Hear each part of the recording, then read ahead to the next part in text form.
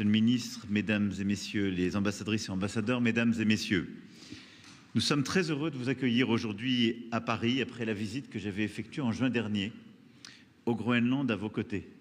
Et je veux ici vous dire combien j'ai la mémoire de cette visite. Nos parlementaires étaient il y a quelques jours parmi vous à Nuuk et sont là encore à vos côtés. Et vous recevoir aujourd'hui, l'une et l'autre, est une occasion pour la France de redire sa solidarité avec le Danemark, son attachement à votre souveraineté et votre intégrité territoriale, et redire au Groenland et au peuple groenlandais tout notre soutien.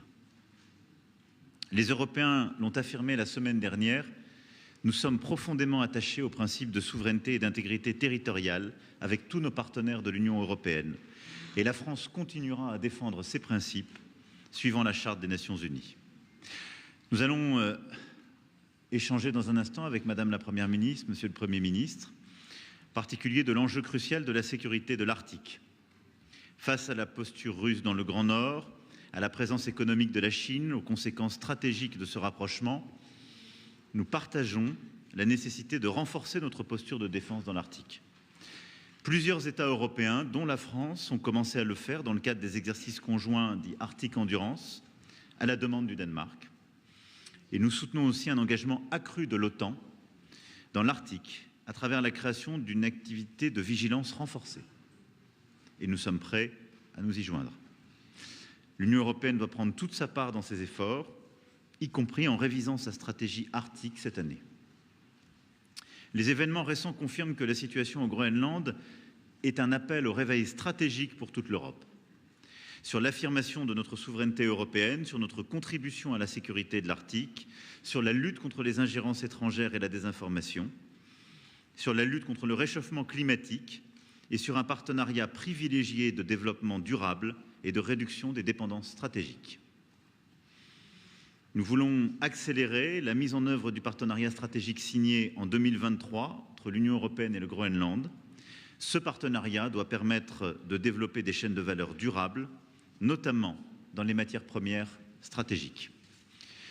La France souhaite dans ce cadre approfondir sa relation avec le Danemark et en particulier le Groenland, qui se fonde sur une amitié ancienne, qui a été nourrie par l'intérêt des scientifiques français pour le Groenland, pour la culture inuite, pour la connaissance des pôles, depuis le commandant Charcot, Paul-Émile Victor, Jean Mallory, jusqu'à Jean-Louis Étienne.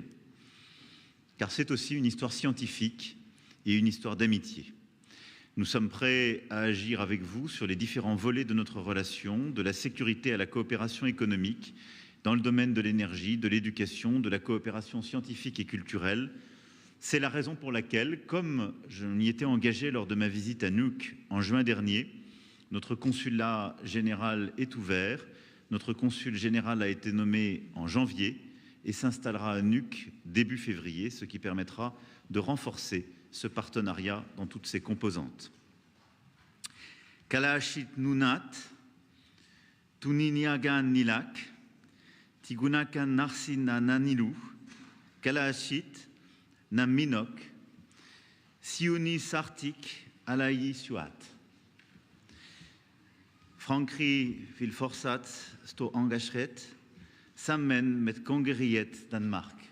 Nous sommes à vos côtés, nous l'avons été hier, nous le sommes aujourd'hui et nous le serons demain. Tack. Madame la Première ministre. Merci beaucoup. And first, I would like to say a deep felt thanks to you, dear Emmanuel, Merci, cher Emmanuel.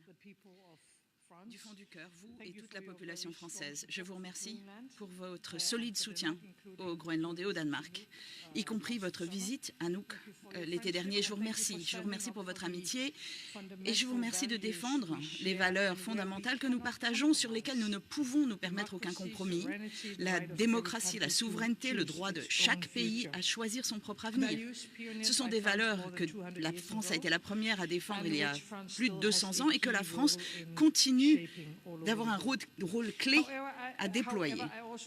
Toutefois, je voudrais aussi vous remercier pour les contributions françaises très concrètes que vous avez faites au renforcement de la sécurité dans l'Arctique. Nous trois sommes bien d'accord, il s'agit là d'une priorité.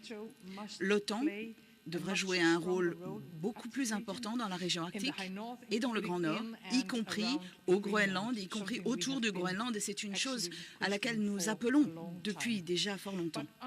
Mais jusque-là, jusqu'à ce que la mission Arctic Sentry de l'OTAN soit déployée, il est très important de participer à l'exercice en cours dont vous venez de parler, hein, l'exercice Arctic Endurance, naturellement en étroite coopération avec tous les alliés de l'OTAN. Et je voudrais souligner que la contribution française, très rapide et très importante, nous l'apprécions. Le Groenland l'apprécie, le Danemark l'apprécie. Enfin, il faut que je souligne que nous sommes dans une situation où l'ordre mondial tel que nous le connaissons est sous pression. De fait, il se transforme rapidement. Il a peut-être même disparu.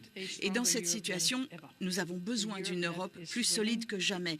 Nous avons besoin d'une Europe qui ait la volonté, la capacité de défendre nos valeurs et nos principes. Donc pour moi, la voie à suivre est tout à fait claire. C'est de nous et uniquement de nous, les Européens, qu'il dépend, de faire en sorte que l'Europe de demain soit confiante et prospère. Et pour cela, il faut que nous soyons en mesure de nous défendre. Il faut que nous maintenions un soutien solide à l'Ukraine. Et il faut aussi que nous fassions en sorte que pour les entreprises, le climat européen soit accueillant.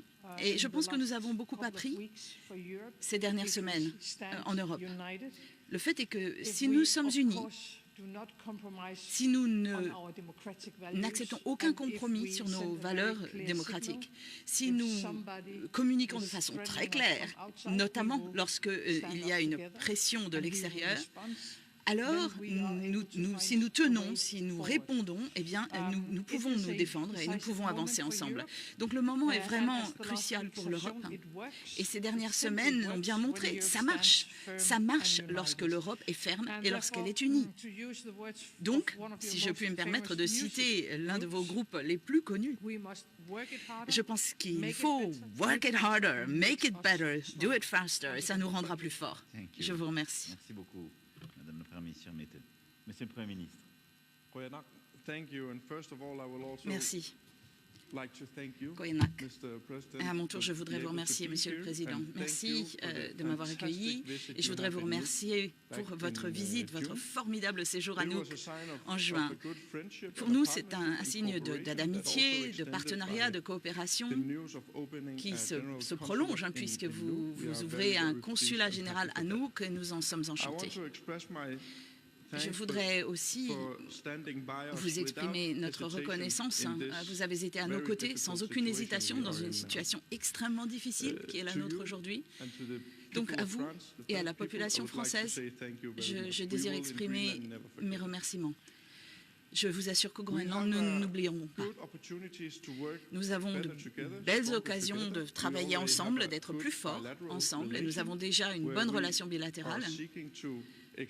Nous allons explorer de nouvelles opportunités pour les échanges commerciaux, pour les échanges culturels, la coopération, l'éducation, etc. Et je suis enchantée que les débats à ce sujet aient déjà commencé. Pour le dire clairement et brièvement, notre étroite coopération dans cette situation, elle ne concerne pas uniquement le Groenland. Cela va bien au-delà de notre pays. Pour nous, il s'agit vraiment de valeurs. Il s'agit des valeurs du monde.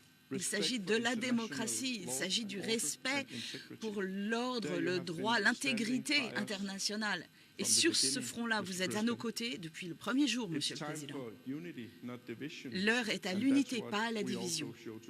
Et c'est la raison pour laquelle nous sommes ici aujourd'hui. C'est la preuve que vous avez faite aujourd'hui. Merci, Monsieur le Président. Bon courage à toutes et tous. Merci.